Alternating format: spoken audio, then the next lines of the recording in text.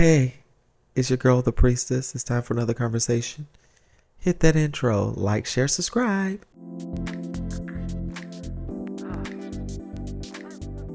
What's up, my royal priesthood? It's your girl, priestess. Welcome to another episode of Conversations with the Priestess. I pray that you are well. Things are going well with me right now. I am still currently unemployed, but right now I'm doing my hustle here on social media. And if you would like to bless your girl, if you would like to be a blessing, I have my Cash App information where you can contribute. If not, please share. Still needing a little bit of assistance right now as things get a little rough. But also, if you cannot contribute in that way, please like, share, and subscribe and meaningfully engage with this podcast episode. So where do I begin? If you follow me on social media, then by now you know I've relaunched my blogging career. Many moons ago, I used to blog under the name Music's Poetry. But before that, I had Hershey's Kiss. Then it was Conversations with the Preppy. I had a couple of adult blogs. And then I had Music's Poetry, which is now defunct. Well, I decided since I still had a domain to just switch some things over. And now I have Yannicktmusic.com. Yes, it is adult themed. However, I'm going to be talking about my life struggles, life goals, politics, sex, sexuality, and I also have a special section for my nudist followers for naturism and for those who would like to get into nudism and naturism. If you are transgender, black, nudist, person of color, and nudist, this blog is for you. And of course, I'm still going to be able to bring content here. I had been considering revamping my blogging career, but I didn't know how I wanted to do it. I didn't know if I wanted to do it via another platform or via my own domain like I did before. And I just chose with my own domain, and thankfully, I was able to do so and have the things that I need thanks to a major help that came through for me. And yes, your girl is still working on her alt Twitter. Yes, when you see Merlin Mystique, you know what I'm doing. It's been something in creating content lately. I felt that urge, and I'm pushing through a lot of stress and a lot of events happening in life. Even with me being unemployed, I'm still finding something to do, and just getting the things that I need to do for me. I ain't gonna lie. Finding employment at this time has been a real chore. It's been a real chore. Like, I'm not gonna lie to you, it's been making my head scream because I get so many spam posts, all of these door-to-door salesman posts, all of these posts that, aren't really about a damn thing, but just wasting my time. And we know that, they have AI doing every goddamn thing instead of hiring people. Well, honey, just hire people to do the job, hire real people and get qualified people. But living in the political time that we're in, and we're seeing the stats is a crucial time for us all. That's why it is important for us to support community as a whole. It is very important for us to support community as a whole. I don't know how much more I can stress that. Support community as a whole. We need to unify with each other right now. Now, I'm excited for restarting my blogging career because the first post that I kicked off with was my facial femme anniversary. Is coming up on 2 years. September 22nd, 2023 was a very special day in my life. Even as I sit and I ponder over the 2 years since I've had facial feminization, I have grown so much in that time, and I have just expanded my love for myself, but also I don't give a fuck about how people perceive me. Like, for real, I really don't care. I will admit that at first passing was the goal for me, but then once I settled into my own transness, my own womanhood, and decolonizing my mind, I recognize, honey, I don't care how people perceive me. If you clock me as being trans, my only concern is, are you going to treat me like a human being and not call unnecessary attention to me? For real. I was at a conference this week, and I'm going to talk about that in just a moment, this past week. And I was walking from the train station to the venue, and I heard a gentleman and his little friend say, "Oh, look at that baddie in purple," where I had on a pink and black and white dress with my little heels on, going to the conference. And then as I walked by, I heard somebody say, "Oh, that's a man." I was like, I knew it was coming, but you know what? I look damn good, and you were mad because you were attracted and you clocked it, and then you had to save face. But honey, who gives a fuck? I am comfortable in my trances. Just don't fuck with me, because I don't want nobody fucking with me in these streets, okay? You don't want no problems with me, honey. You really don't want no problems. But facial film has allowed me a joy that I can't explain. And this is why it is important for me to say gender affirming care saves lives. Going back to an earlier video I did discussing this whole propaganda that the right wing is spreading, that gender affirming care causes violence and makes trans people, unstable. I actually had 2 comments on that video, and they were from blank profiles, of course. And one of them claimed to be a detransitioner, stating that they knew trans women that became mentally unstable and violent after they had started HRT. And this other blank profile was upset because I called attention to the actual statistics about the majority of mass shooters, who they are and their identity. And of course, you know what your girl did? I deleted those comments because I'm not finna let you come up here and disrupt my peace. You're not finna do that to me, especially a black trans woman. I'm not finna let y'all overtalk me when the truth is already out there. Y'all want to play games. This is not the time nor the place. And it's irritating when you have to deal with white trans people and trolls, which I think those comments are actually bots and AI doing that. Just watch out for that. But regardless, don't sit here and try to overtalk black trans people, because that's how you get your feelings hurt. Because we're the ones that's been on the front lines all this time, and do not get me started on that. And it was very annoying, but I refuse to let that bother me and for that to deter me, because gender affirming care saved my life. Okay. Being able to start hormones helped me to be the woman that I knew that I am. And what I do doesn't affect anybody else. Okay. And the crazy part about this whole thing is they say nothing about when cisgender people get gender affirming surgeries, especially if they get them fresh out of high school. Like, oh, it's good. It's good as long as it fits the patriarchal narrative, as long as it's appeasing to cisgender men. And it gets on my nerves because I'm not here to appease them at all. My transition is for me and not for the gaze of men. And I want cisgender men to understand that our transition as trans people, as non-binary people, are not for you. It has nothing to do with who we sleep with. It's not sexual. It's about how we feel, how we identify. And if you only look at us as a sex toy, well, baby, I have something to tell you. You are actually the sex toy. You are putting yourself and projecting yourself as the sex toy when you call us the sex toy, darling, okay? Like, just say you want to be treated like a hoe. If you want to be treated like a hoe or a slut, man, just say that. Ain't nobody gonna be mad at you, but don't sit here and play in my face like that. We're not finna sit here and do that. And now, I already don't care too much to deal with cis men unless I absolutely have to. Because navigating the apps with cis men is crazy. If you go over to the Patreon, I talk about an experience that I had where someone in the party couldn't perform as they thought.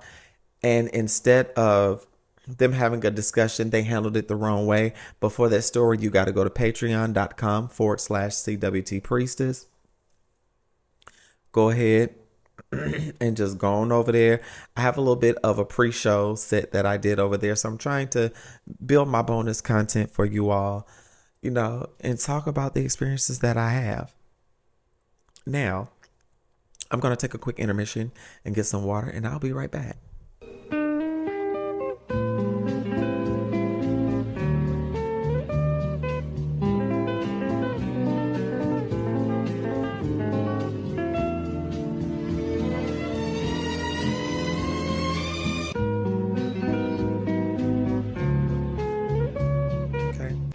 So I mentioned that I went to a conference before I went to intermission, and I went to the USCHA conference, the United States Conference on HIV/AIDS, because your girl has been living with HIV for going on 13 years now, and I wanted to go to something that dealt with people living with HIV, and I was invited by a friend.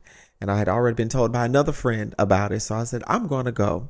And I'm glad that I did go because I got insight about how there are certain groups of people that are left out of the conversation concerning HIV care, PrEP, DoxyPEP, a lot of data concerning Black cisgender women, our Black trans masculine brothers, our non-binary people, those AFAB, how they are affected concerning research or the lack thereof concerning HIV care, and also how we as a trans community can be more cohesive as we go through these questionable times that we're in.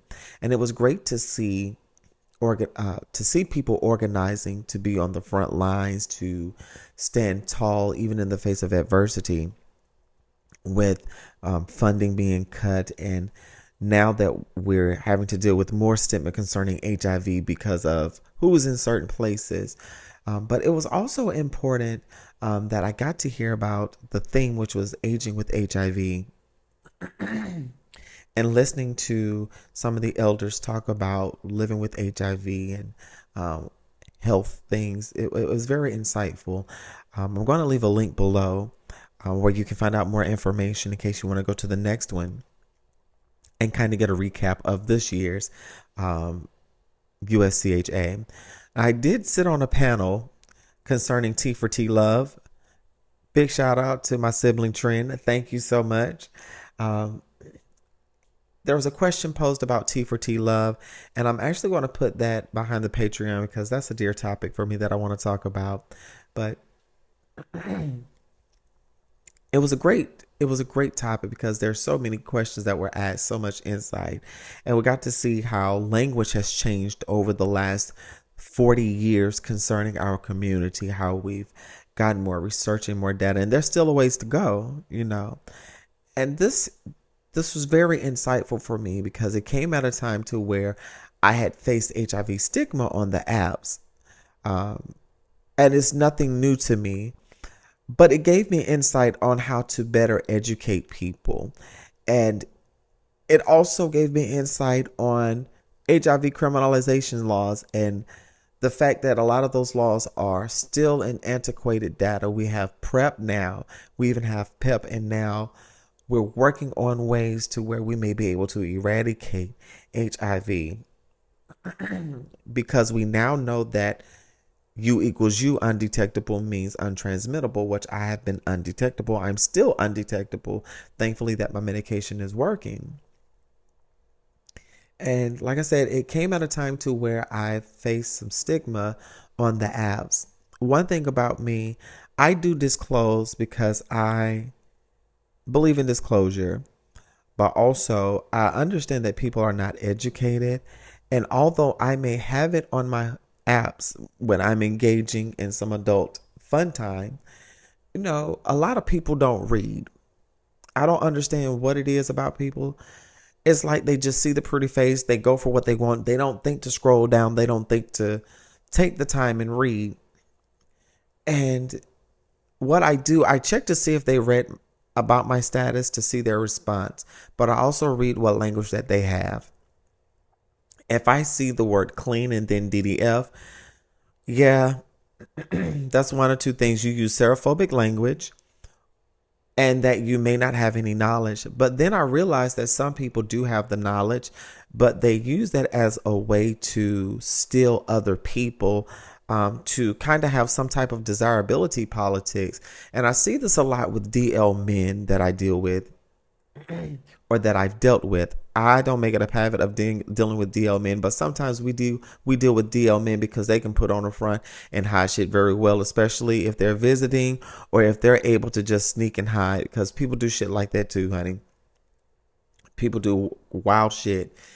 And what gets me about DL men, they go up in all this uproar about wanting people to be quote unquote clean, But sir, even the people that you messing with that you think are telling you the truth and maybe lying to you about their STI status. So you still need to get tested. And you may want to look into DoxyPep, PrEP, and PEP. I'm going to leave resources for you where you can find that information. It's important that you have these details because if you're going to be out here living very recklessly and cheating on your significant other, then at least try to protect yourself and them. But also, in order to protect yourself, you're going to have an open conversation with your significant other about your sexual taste, about your desires, instead of hiding it. Which is why I don't do DL men at all. And this is why I don't do people that have clean and DDF, because it sucks when you've planned something with someone and you have to make sure that they've read everything about you. And I also, hate sometimes the reaction I get because it be so disrespectful. It's an immediate block, or it's, something disrespectful said, or just a long pause.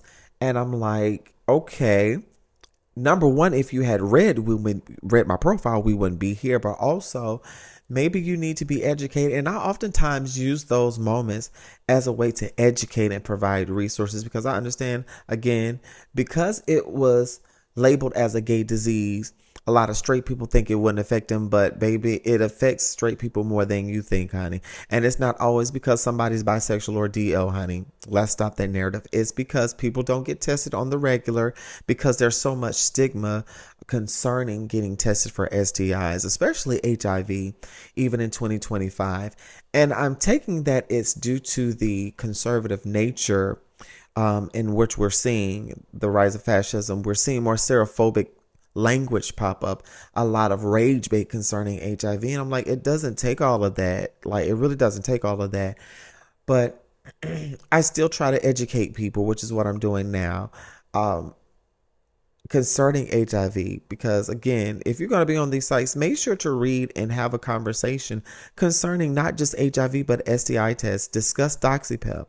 Discuss PrEP. And if someone gets upset with you because you ask about STIs, ask about HIV testing and stuff like that, and refuse to provide those resources, that may not be someone you need to deal with. But also, on top of that, if I see clean, I'm gonna just assume that you're just out here living recklessly and just taking chances and not really getting tested, and that you're cheating.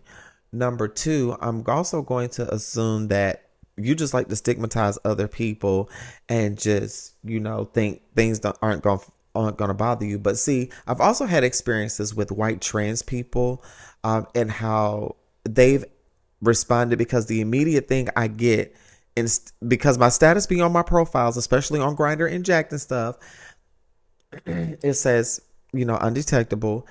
However, it's like they still ask, are you clean? And I hate that, because it's like you're dehumanizing me. You're making me about something that is not the totality of who I am. Something that, because I'm undetectable, you can't get.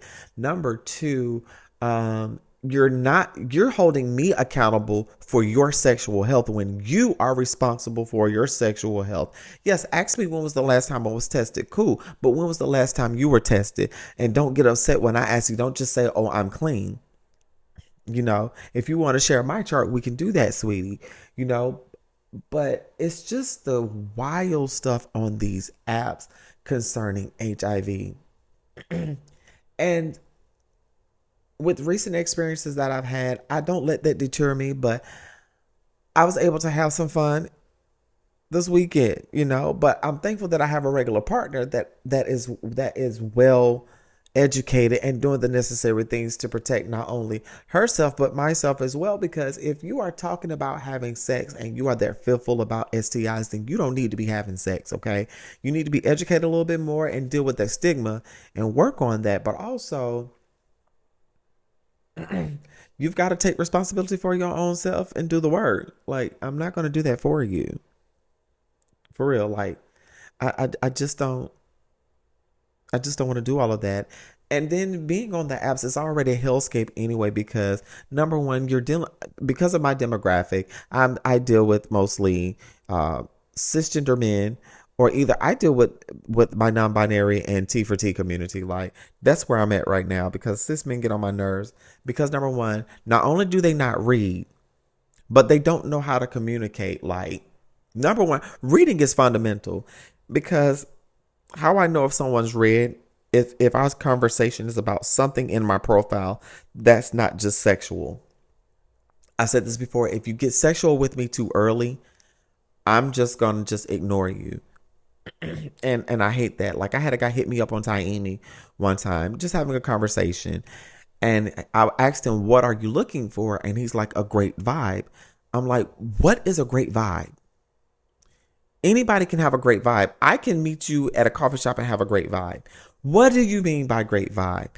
And I was like, well, someone to get to know. In other words, you just saw my pretty face, just threw some at the wall and hoping it was going to stick. You had no plan. Like, where is your communicative skills? If you want to just hunch and holler, as Dominique Morgan would say, just say you want to hunch and holler. If you want to ravage my bones, just say that. But don't sit here and send me on a wild goose chase. Learn how to fucking communicate and read the profile, because I don't like my time wasted. Like, for real. And not only have I ran into some questionable characters, I don't do couples play on the apps. If I'm gonna do couples play, I need to meet you and your significant other, maybe for coffee. We can meet for drinks or something and have a conversation.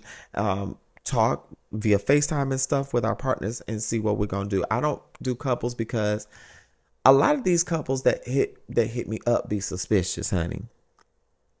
I had a fellow trans girl hit me up, and she was like, "Hey, what's going on?" I was like, "What's going on?" She was like, "Nothing. Me and my friend here, we're sitting here doing what it do." I was like, "Oh, cool. So what's up?" And she goes on to say, "Oh, well, my friend is curious, and he doesn't really deal with the trans girls like that." And I'm like, "Oh, I don't do the curious thing." And just let her know and the person know I'm not interested. And they still tried to lay it on thing. I'm like, honey, I told you I'm not interested, so stop it. And even with cis hetero couples, it's always some weird shit with them. Either the husband is real creepy or the wife is creepy. I ain't got time for that. Like, what happened to normal people that could have a conversation and not make it weird so quick? Like, even in the nudist setting, I'm going to talk about this on another episode. Even in a nudist setting, yes, I am naked on the internet. Yes, I am making adult content. That does not mean come in my inbox ready to shoot your load. Honey, let's have a conversation before you just throw me in the role play without my consent. Shit.